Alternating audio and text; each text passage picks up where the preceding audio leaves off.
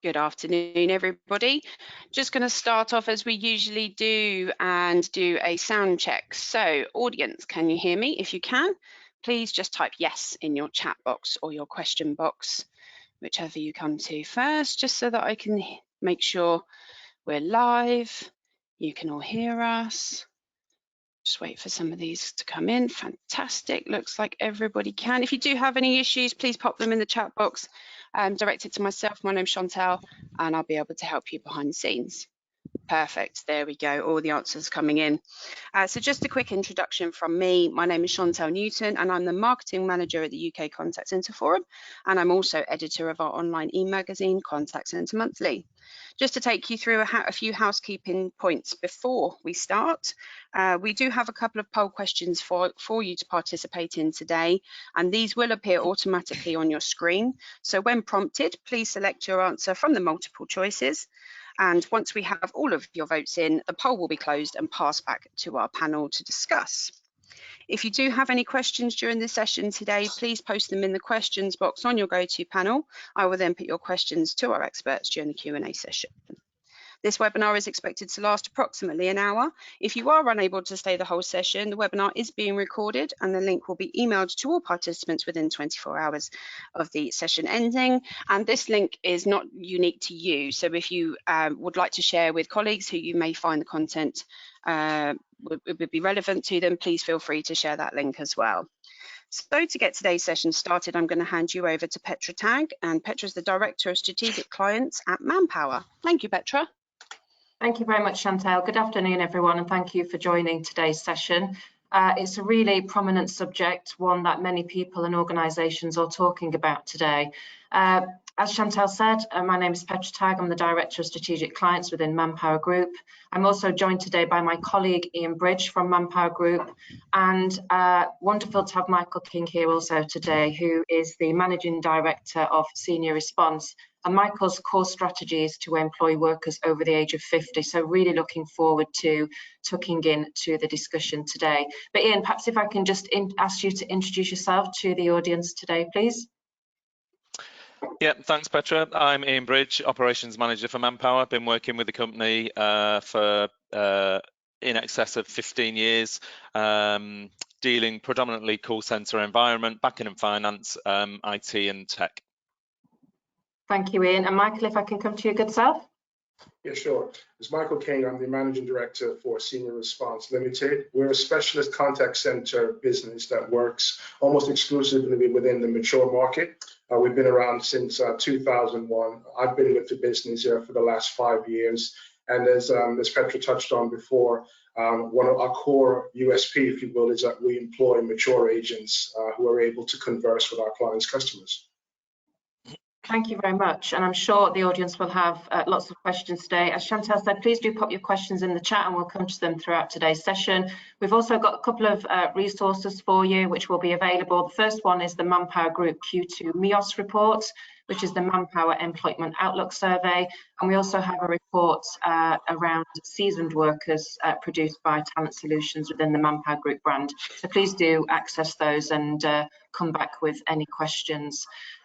Just touching on MEOS, as I said, it's really interesting that the market at the moment continues to be very tight, and we are soon to launch our Q3 MEOS report. But the Employment Outlook Survey that Manpower produces on a quarterly basis has continued to show quite strong hiring intentions over the previous 3 or 4 months.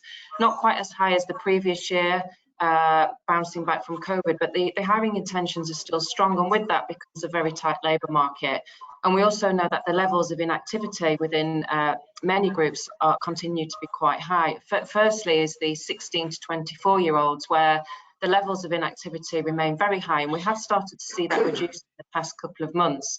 But you'll also be familiar with the government initiatives to focus on the inactive that are currently on long-term sick, and they're looking at how they can encourage those back into the workplace.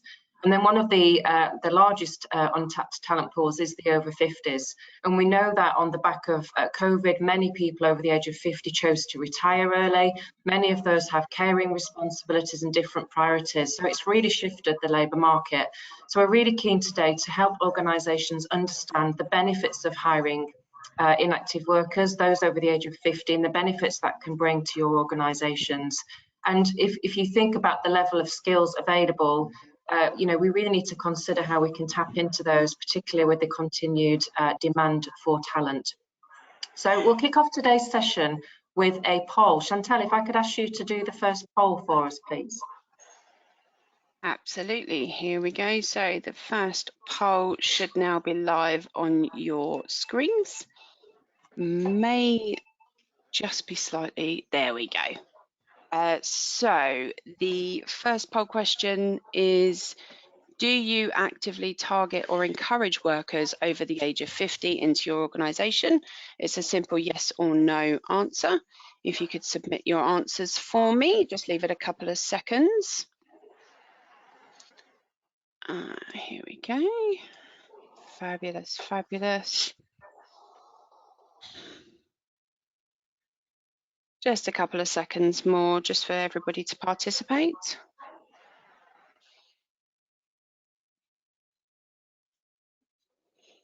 And there we go. So I've closed your poll off and here are your results. Can you see those, Petra? I can indeed. Thank you, Chantal. Okay, so slightly more of you are saying no to the answer. So, Michael, if I can come to you, let's kick in first. Really keen to hear about your organisation. I think it's fantastic what you are doing, and clearly it serves a very valued purpose to your customers as well. But could you just give us a feel for what the benefits are of having a more mature workforce in your organisation, please? Yeah, sure. So there's a couple of things that we have found by employing more mature people, and one of the one thing that stands out, which is life experience.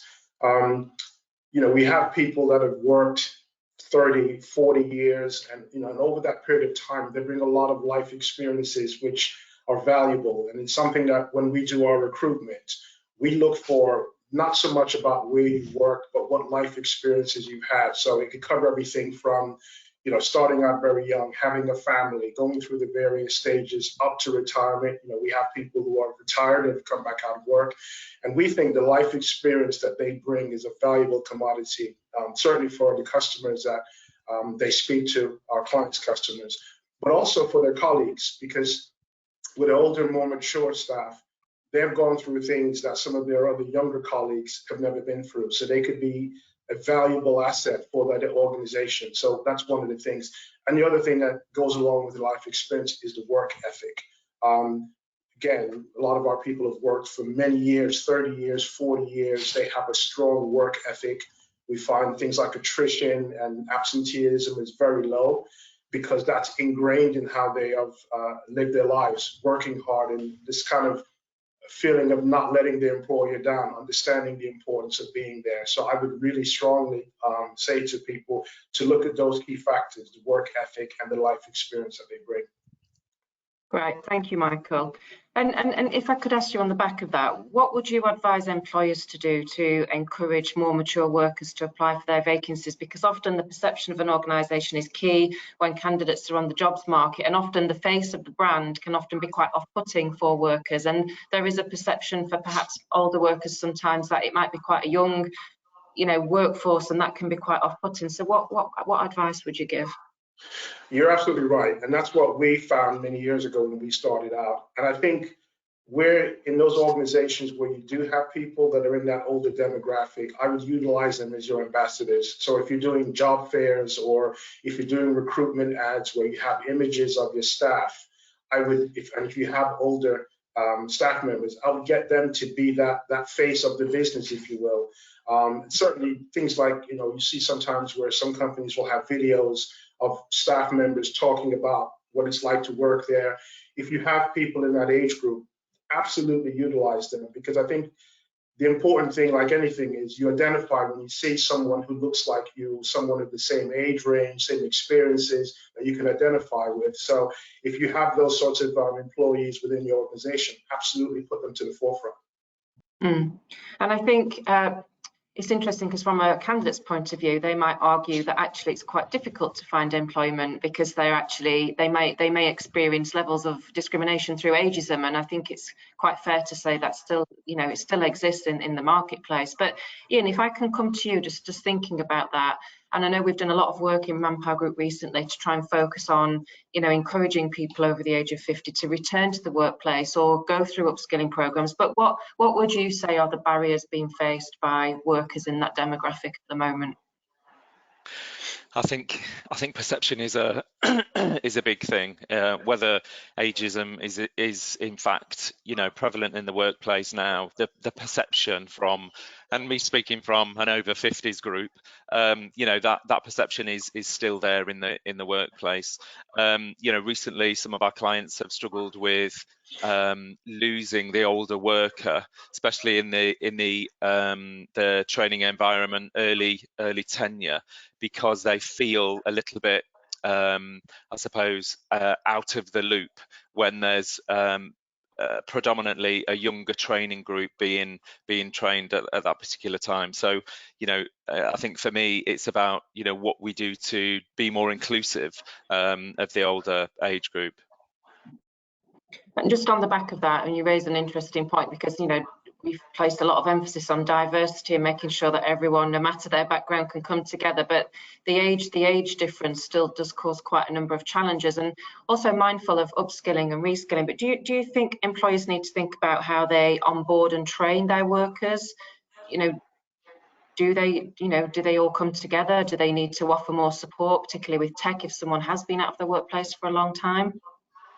I think there's two aspects for me. So there are people that want to take a little bit more of a backseat, so less stress, that are very in tune with tech. They've been in that kind of environment for a long period of time, so they come into they either remain in the workplace or probably take a step down, wanting a little bit less, you know, stress within their workplace. So there's that aspect, and then there's welcoming people back that have retired, that can't actually, through the cost of living crisis, you know, they can't make ends meet, so they need to be at work, and we need to look at both ends. So how do, you know, how does the older worker learn? How do, you know, I know some people like to print off rather than read on a screen. I think it's being, you know, widening our thought process for candidates coming through that funnel into the business and understanding what they actually require. So making some adjustments and just being aware that everybody is unique and everybody's different. Just had a question actually that I was going to pose to Michael. Michael, if you don't mind. So one of our attendees is asking, what is the typical tenure for Michael's employees at Senior Response? Which is a great question. Okay, yeah, so particularly in the contact center industry, we're quite fortunate. For us, the average tenure is about 6 years, which in the contact center business is quite long. We have something like, I've got about 17% of my staff that have been with us for more than 10 years. So, you know, we're very proud of that. When we compare those to other contact centers, your traditional contact centers, they come nowhere near that. And because we have, it's like a family environment, and, you know, we can talk later on about what we do differently in terms of making that environment that way. But yeah, we see about an average of about 6 years, which is great for us, because just from another perspective, from our client's perspective, if you're working with an outsourced partner and they're constantly churning staff, you lose that confidence in their ability to have the, you know, trained people there to be able to do that. So that's something that we're very proud of. Yeah, I think that's amazing, because if like as you said, if you think about the contact center industry, to get 24 months out of a worker is pretty positive, and particularly in the younger demographics, they're more likely to shift and seek advancement, seek alternatives. So if you think about the cost effectiveness of running an organization, that clearly is saving massive cost of attrition. So yeah, fantastic. And if we think about what workers want, I think you touched on that as well, Ian. we've done a lot of research into what workers actually want, and actually it changes within every single age group. Gen Z, Gen Y, baby boomers, they all have very different aspirations and needs at the workplace. And I think as we move toward the older workers, they do need more flexibility. They need time to do things differently. To your point, Ian, some people prefer to print something out, some people prefer to do it on their phone. But equally, we have the challenge of at the moment of people wanting to have a balanced hybrid working. So Michael, how is that working for you right now since COVID in terms of your workforce? Are they all back in the office? Do you do hybrid? How do you manage that with your workers? Yeah, it was an interesting time. So prior to COVID, I had only about 10 people, so maybe 3 or 4% of my staff that worked from home on a regular basis. So we were fortunate; we were always able to have remote working. And with COVID, we moved everybody to remote working. And then since things have sort of getting back to normal, about 85% of my staff work from home. And what we found is we have a hybrid working model. So people can come into the office a couple of days a week. We bring them in for training. But it's also important to have that, because remote working is great, with all the benefits that come with that. But as we know, as human beings, it's important for us to join together, to work together. So we use a hybrid model. It works great. People come in the office. Sometimes they come in just so they can see their colleagues and that sort of thing. And what I would say is we thought that moving more remote, we would lose a little bit of ability to control and monitor. But actually, you find that people self-manage themselves. And because they're working from home, you get less requests. Can I take this time off? Can I take that time off? They can work on their break. They can put out laundry. They can do whatever they want to do. And there's a degree of trust. But for us, the remote working has been massive. And also, it opens up the recruitment pool. Because rather than having to recruit in your area 3, 4, 5 miles, we have somebody that works for us that lives in Morecambe, and we're based in the West Midlands. So that's another benefit by remote working. If you guys can do that with your organizations, that you widen your recruitment pool. Yeah, you raise a valid point. Yeah, it's really interesting. That's just to jump in on the back of that, what workers want. So the talent solutions paper that we've posted in the chat for people to download and look at, there's some interesting facts in there about what workers want, and 76% of people want a supportive manager. 67% go back to the flexibility of their shift patterns, and they want meaningful work as well. They want to know how they contribute to the wider business. So yeah, just some key stats there. Yeah, interesting. So we've got another question in. I'm probably going to throw this question to both of you. So what can we actively do to encourage a mature workforce whilst remaining diverse within our recruitment process? Ian, I'll come to you first, because obviously, Michael, you are targeting the same demographic group. But Ian, what do you see with your clients in terms of that question? I think internally for Manpower, we've got a number of programs on the go, and we talk about the academies that we've got running, and then further development with the MyPath program. But I think from a client's perspective, we need to welcome the be more, I suppose, appealing in the marketplace for older workers. So reach out to that sort of demographic, but also let's look at our roles. What are we going out to the marketplace with? So are they attractive for a worker? Do the operation need to redesign their role and make it easier to fit? So we talk about the broad brush approach.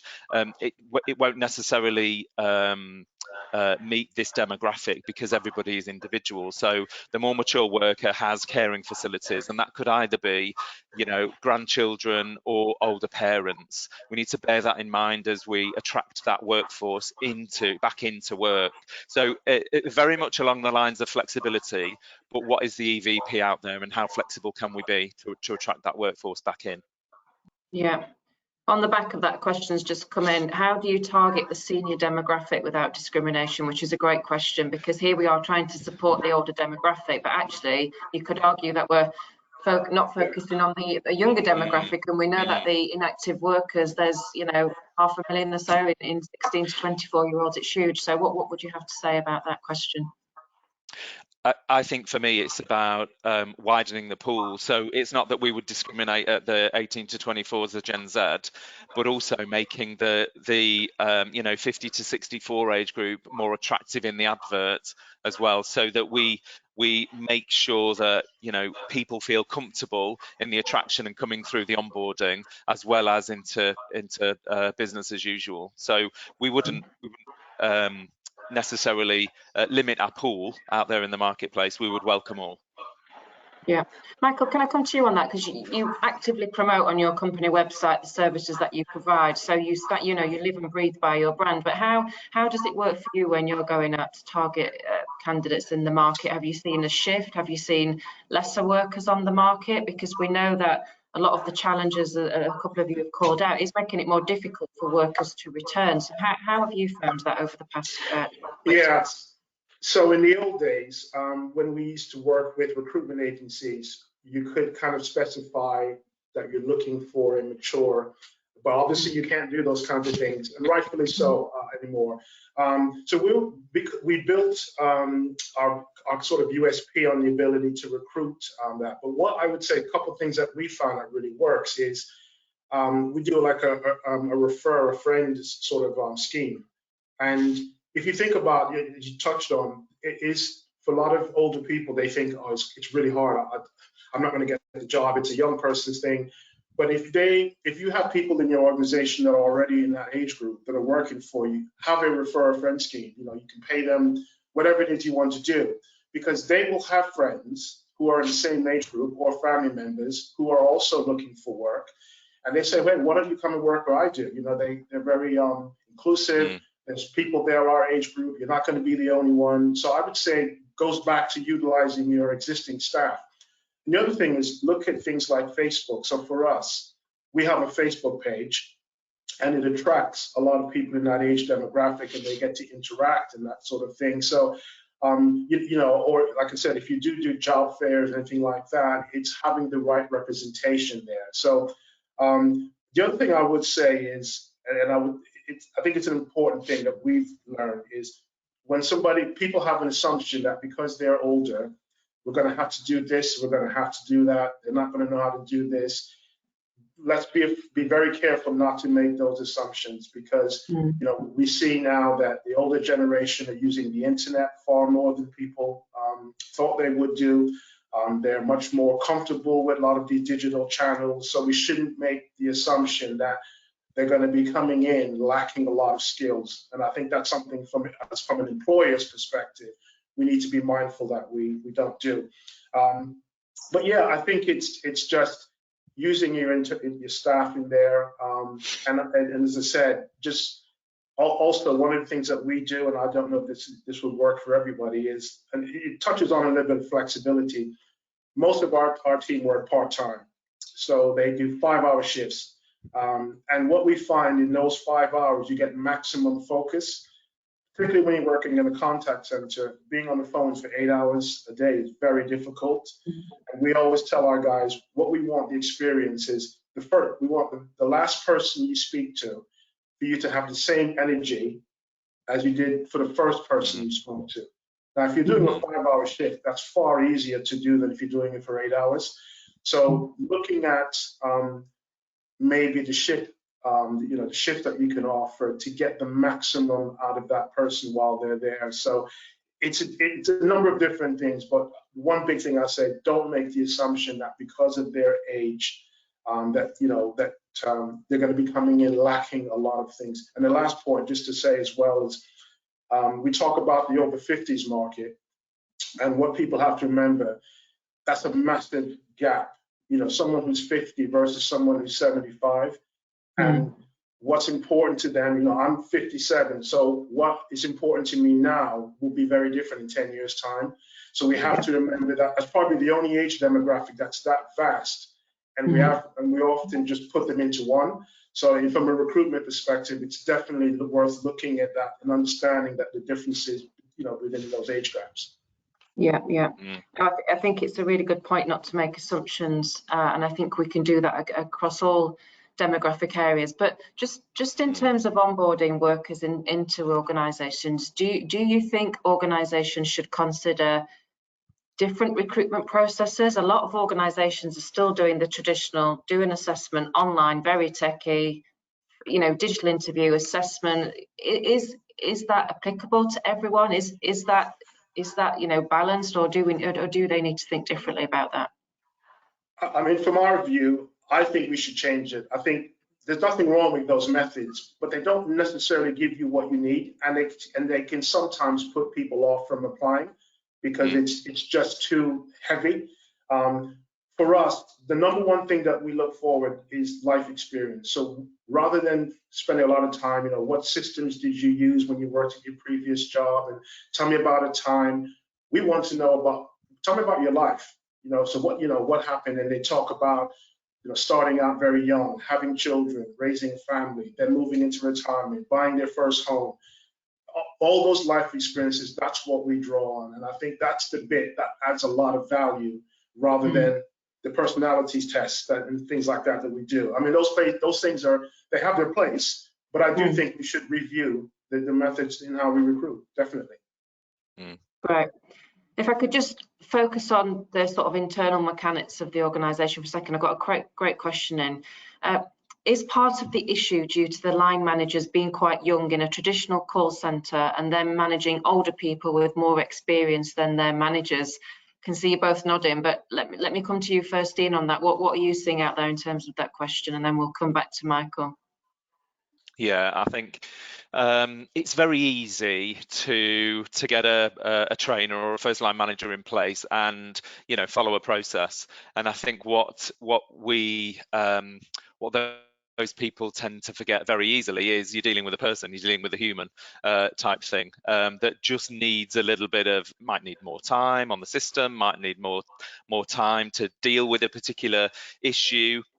Or they've got a customer that needs more time, and they have through their, as Michael says, through their life experience, has tapped into that, has got to know the end customer and needs more time. So let's not just focus on a process. I think personally for me, it comes across, and it was one of my questions I was going to ask Michael actually. What's the age group of the first line manager? Because I do think if you interface, and it isn't necessarily about age, I think it's more about maturity and experience. And we can, a 35-year-old can have, quite the same life experiences as somebody with 55 type thing. So I think it's very, people orientated. But yeah, I suppose it's it comes across better when you can interface better with that worker.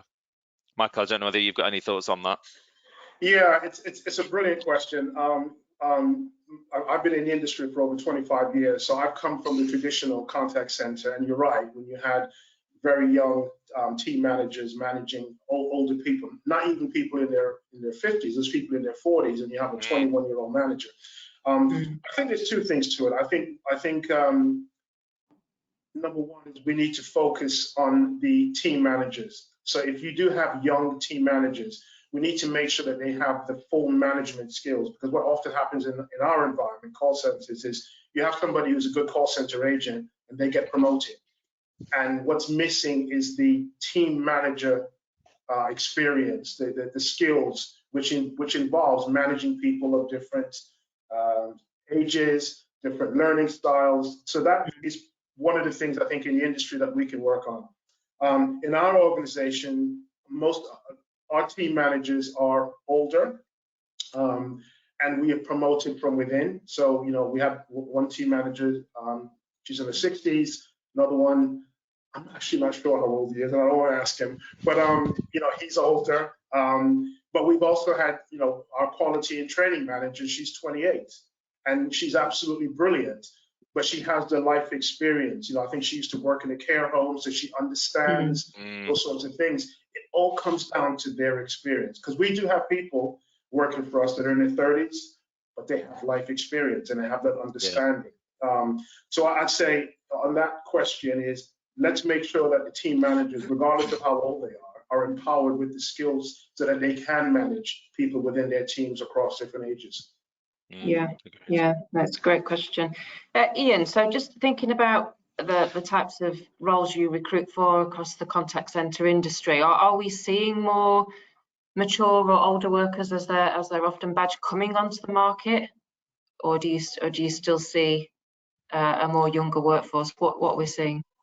Yeah, it's very much biased towards the younger Gen Z workforce, but then coupled with that comes the, we've all been there, we've all been in the call center industry a long time, so you get the more of the behavioural related issues coming in, and that's the example I gave earlier on. The two don't seem to correlate when you get an older worker in a group, but predominantly it's still the gender split seems to be fairly even, but it is biased towards the younger age group still, I would say. Yeah, and I think a lot of workers would argue that it's very difficult to find work, and many of them are looking for, greater levels of flexibility, as we've discussed. But how do you think candidates can better sell themselves to prospective employers, Michael, thinking about it through your lens of traditionally employing more mature workers? What do they need to do to help employers recognise them for their experience? I think they need to just be a bit bold. I mean, all the kind of things, research the company that you're going to speak to. So all those kinds of things are still relevant. But then, there's usually a question in there about, what do you think you can bring to, to the team or to the organization, and really focus in on the life experience. And that's what I think, because, traditionally people are thinking about, well, when I worked at such and such, I did this. But I think, what I would say to people putting themselves forward is to, in their mind, jot down, focus on what they know they can bring to an organization, especially if they know that they're going to an organization where the people they're going to be working with are a lot younger. He says, well, actually, there's a few things that I know that I can help my colleagues, and working alongside the business. So I think that's it. There's the preparation, but focus on what you know you can bring that, perhaps that they don't already have within that organization. Yeah, I suppose, Michael, it comes with the confidence and the fear of rejection as they come through from an advert. We've all read an advert and thought, oh, I can do probably 9 things out of the 10 things that it's listing. But then the fear of rejection. So is it, do we need to try and tap into their self-esteem and confidence to bring them through? Absolutely. And I guess that the responsibility there probably rests with the organization who's doing the recruitment. If they genuinely want to recruit more mature people and understand the benefits of that, then that should come through in the recruitment advertisement and that sort of thing, so that people can look at it and say, and it goes back to the things around images. Do they see various people of all different ages? If that's in there, that makes it so much easier. But because you're right, I mean, we've had people that say, like, they sit there and they can't believe that we're prepared to give them a job because they haven't worked in 15 years or whatever the case might be. So I think I would say for the applicant, focus on what you can do. And I think for employers, as I said earlier, we have to make it easier. We have to make it, we have to take down that obstacle, and there's little things. The things we're just talking about now are little small things that we can do to make it more, to make it more appetizing. Yeah, absolutely. Michael, you talked about using Facebook, which my children would argue is for old people now, because obviously they're using Snapchat and other methods. So, but what other methods do you use? Well, there is a question in the chat around what is the preferred route to market for employment for your business. So I think the question is, are this demographic looking on job boards, for example, or do you find that community way of finding talent is working, like talent pooling in different communities and different ways of targeting that age group? Yeah, I think it obviously depends on the business and how it's set up, but Facebook works for us because we put things on there that are relevant to the mature market. And then when we are recruiting, we don't use recruitment agencies. We went from having 15 recruitment agencies when I first joined the business to 0. We do our own recruitment and we use Facebook. So it's more about what you put in there. And you're right. But for us, it's obviously a business one, and obviously we have a LinkedIn one as well. But Facebook works really well for us. And as I said, the other one, the biggest thing that has helped us in recruitment is our own staff referring people. One is because if the person comes on board, they get a little bonus for it. But also, you'll be surprised how many of them have siblings. We have sisters that work for us that are both over the age of 60. So it's, everybody will know somebody who's in that age group who's struggling to find a job or is afraid to put themselves out there. So I would definitely refer a friend, have a good scheme in place to do that. And as maybe in the community that you live, so there'll be communities in there that will offer support for older people. Put yourselves out there, if it's a notice board or whatever it might be, go and speak to these groups and just say, look, we have vacancies there, people who get together to do walking and this kind of stuff. Just, get out there amongst those groups in your communities to let them know that there are opportunities there, because the fact is people will not assume that there isn't. So I think we have to get out into the community. We have to let them know that we're there and that we are more than happy to recruit. Yeah. No, it's really good. And I think we've got a really good question in the chat. And I think it's somebody that is in the recruitment industry, because they're asking, a lot of customers are asking for people with experience. And we face this in the recruitment sector with our clients. We want someone with 2 years experience. They've got to have been employed in the last 2 years, and they've got to have got high levels of technical skills. So how do we, because everything you said makes perfect sense, but it feels like it's a massive shift for organizations to adopt this and try to think differently. And if you think about the size of some of the organizations, this could be a massive shift for them. But how do we encourage them to recruit people without the experience? Because arguably it's no different to recruiting a graduate with little or no work experience. So how do we encourage them to provide that technical training which they may not possess to come into the role? Because they might actually be fantastic for the role, but just might be lacking in some of that experience. Who's that for? Oh, I'll come to you, Michael, sorry, and then I might ask Ian as well. Yeah, that's a tough one. I mean, for us, it's a little bit different. We'll have people will be nervous about the use of computers and things like that. And what we do, and I'm not saying it would work for some of the other organizations who are much more technically minded. What we say is, look, this is the role. We will teach you and give you the skills to do what you need to do your job. Computers, we'll give you training if we need to in terms of soft skills on the phones. Don't worry about that side. Do you have the desire? Do you have the appetite? Can we count on you? Have you got the life skills? Because I think, and I'm sure that people listening that are closer to the recruitment policies, you have to be careful when you say about experienced, and you need to have, it used to be that you could say that, you need to have 10 years experience.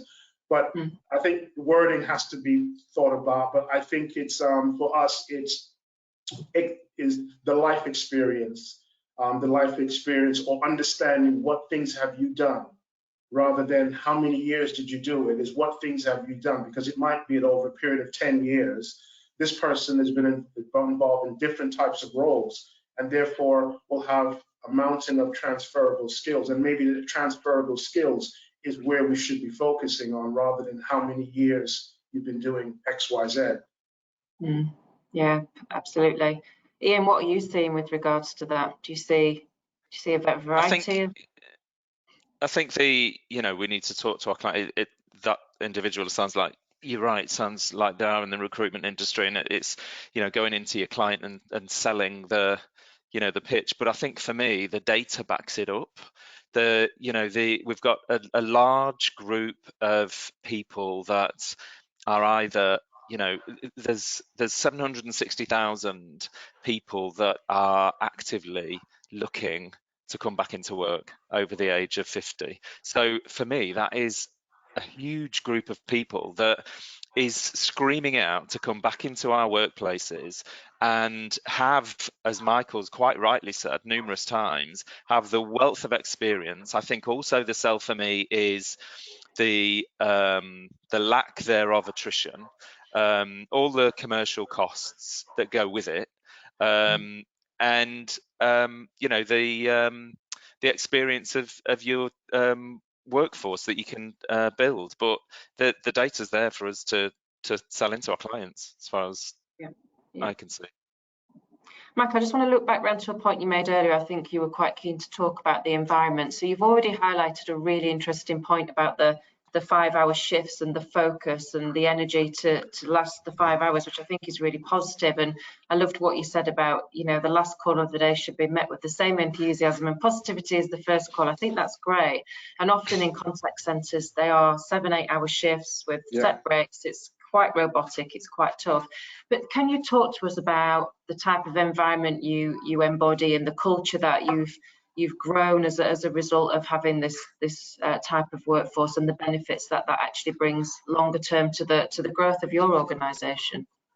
Yeah, so as I said, so one of the things we did was the shift patterns. That for us, we tried and tested it and we found it works. So that's one thing I would encourage. I'd also encourage, especially now because of the remote working, you have to work that much harder to build that camaraderie. So we have, and we let the guys do it. They organize their own social events, and we encourage it. We do because a lot of people, we obviously have a big Christmas party, but we also do a summer party as well, which is something that we've done this year. And we ask the staff, you know, what would you guys like to do? What more things can you like to do? We know that our older, because our staff are older, they like to know how the business is doing. So, you know, so I do a monthly, you know, newsletter and talk about different things like that, keeping them involved. Also, when you start to really build that, so some of our younger members of staff, you start to find that they talk to them, they get advice on, you know, we have staff in their 30s who have young children. And, you know, they will often go to some of our more mature guys and say, well, how did you do it, this kind of stuff? Because we think, oh, it was easier. It was easier back in the day. And they realize actually it's the same sorts of things. You know, if you have mature staff, they have a wealth of information, of experiences that the other teams can do that. So I think when you do, you know, people have the after work get-togethers. Maybe do things a bit different. Maybe do something that can involve everyone, because not everybody wants to go out and have a drink after work. So maybe do a social. Maybe do something on site, you know, where you have sandwiches and you get people together. I think so. That's one of the things that we've done.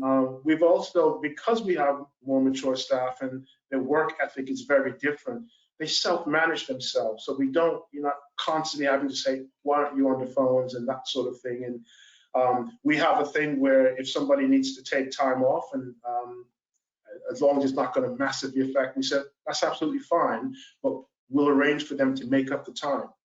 You know, it's that thing about treating adults as adults. You know, coming from the old school of doing things with younger, you're constantly managing and constantly. You're dealing with adults. You're dealing with people who have a life experience. Some of them have run businesses.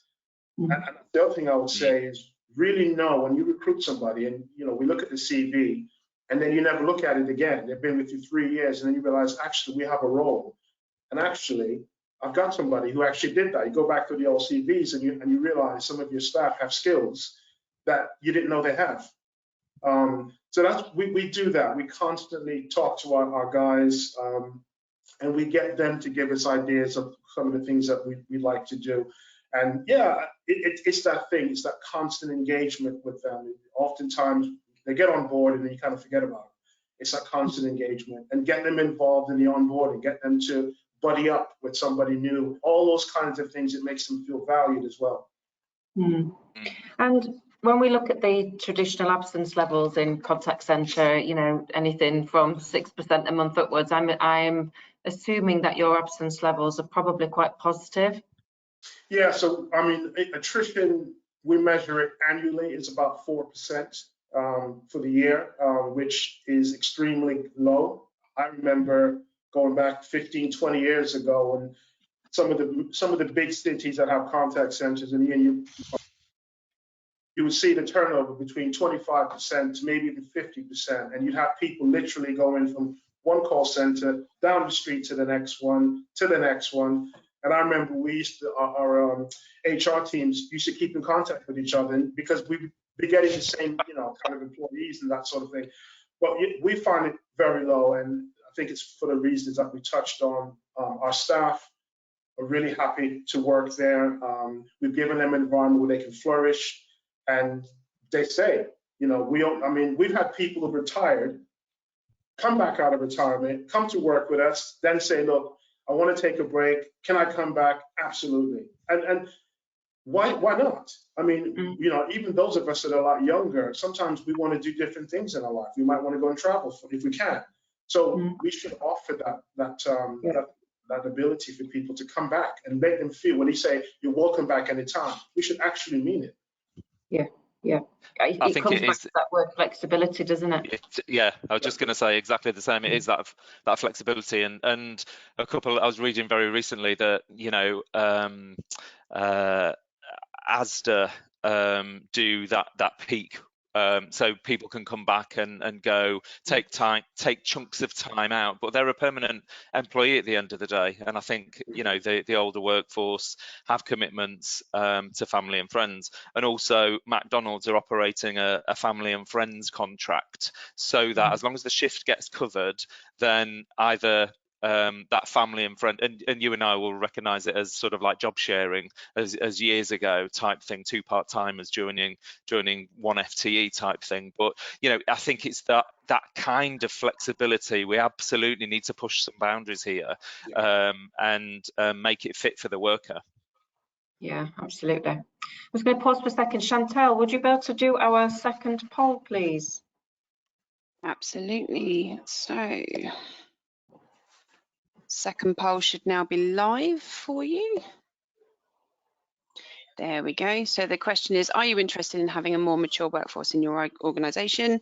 You can select from yes, no, not sure, and would like more information. So I'll just give you a couple of seconds to complete that.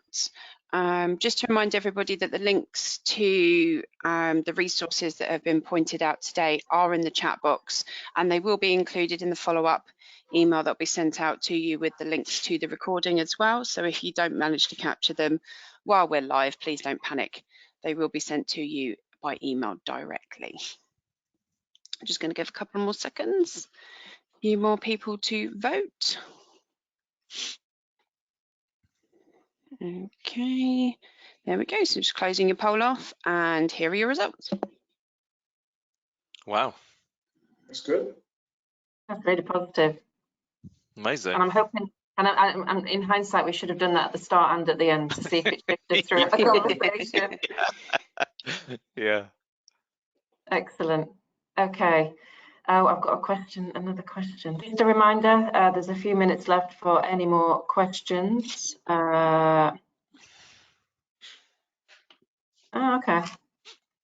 I'm going to read it as it's written. This may sound a silly question, but is there an age cutoff point, Michael? I'm going to come to you. There are people over the age of 70 who are still looking for work, but will organisations allow this? Well, yes, absolutely. I mean, I remember employing workers over the age of 70 in some of my contact centre clients. So, Michael, I think you did mention you said you talked about that range, didn't you? Because typically in the press at the moment, more mature workers are being badged as the over 50s. But to your point, that is so broad because it can go from 50 to 75, 80, right? Yeah, I'm just trying to think who's the oldest person that we have with us. I know we have several that are in their late 70s. And one of the guys that works for us, he's brilliant. He does, it's 5-hour shifts. When he's finished, he's out to play golf, get away from the wife, and that's what works for him. Amazing. We don't have an upper limit. We don't. We don't have a lower limit. If somebody who's 19 or 18 wanted to come to work for us, and we've had some of our staff's grandchildren that have worked for us in the summer and that kind of stuff.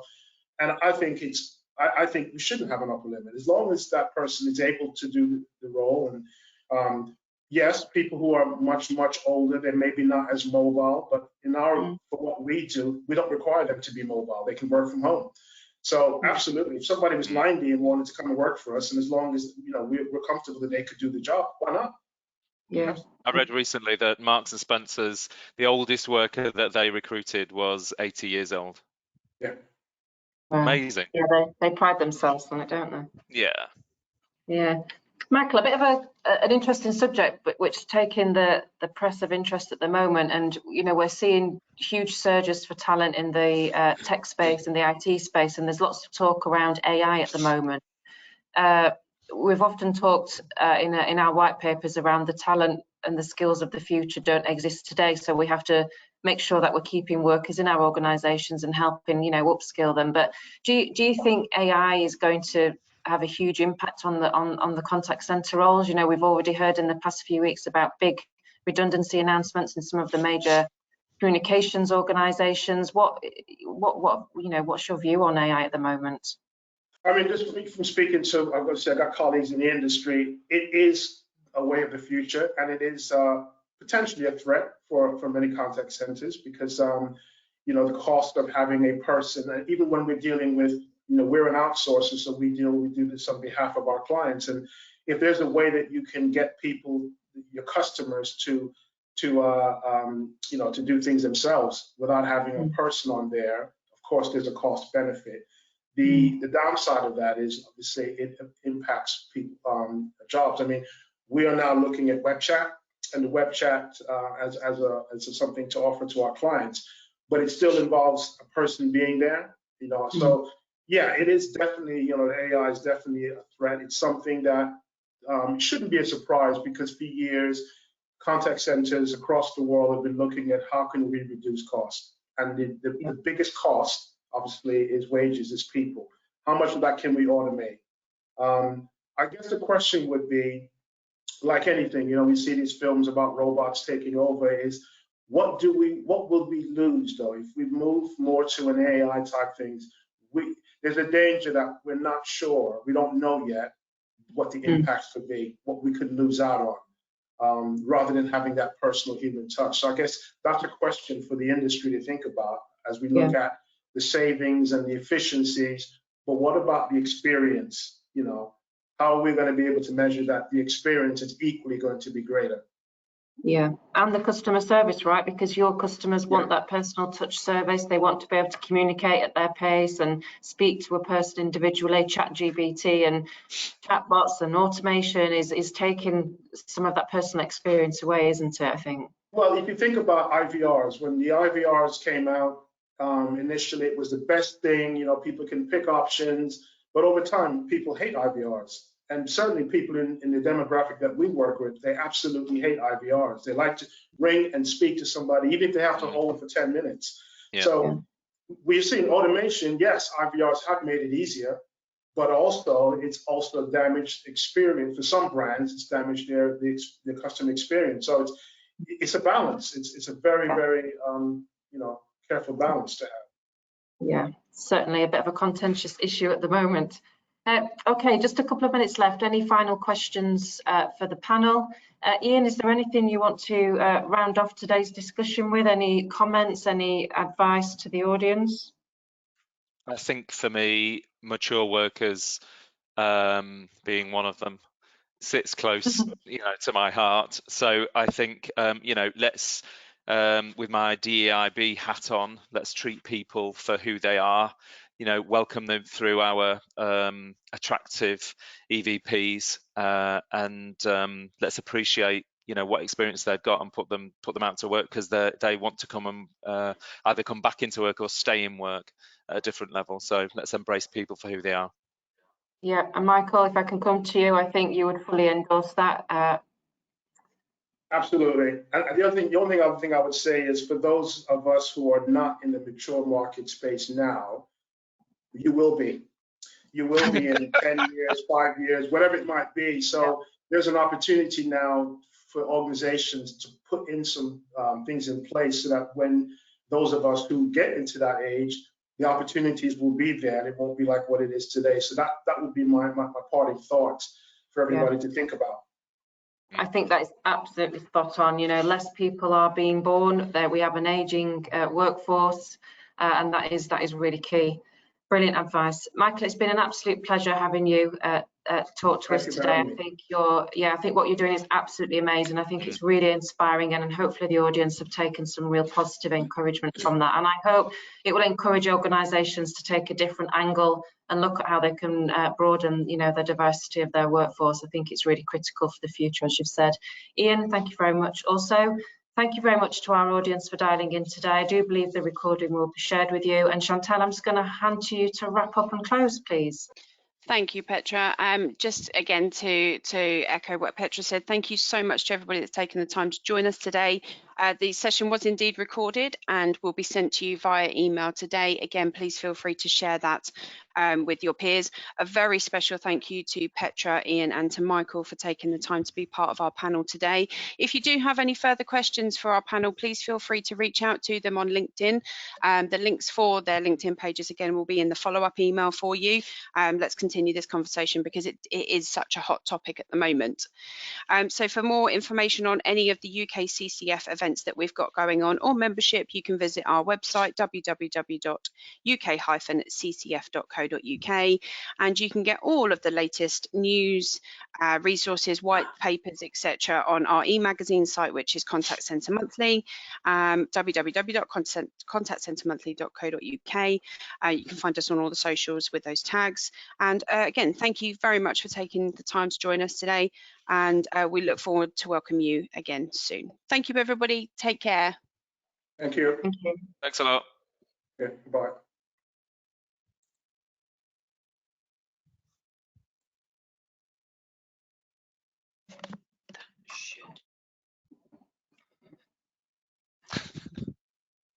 It stopped recording. Are we done? I'll dial out.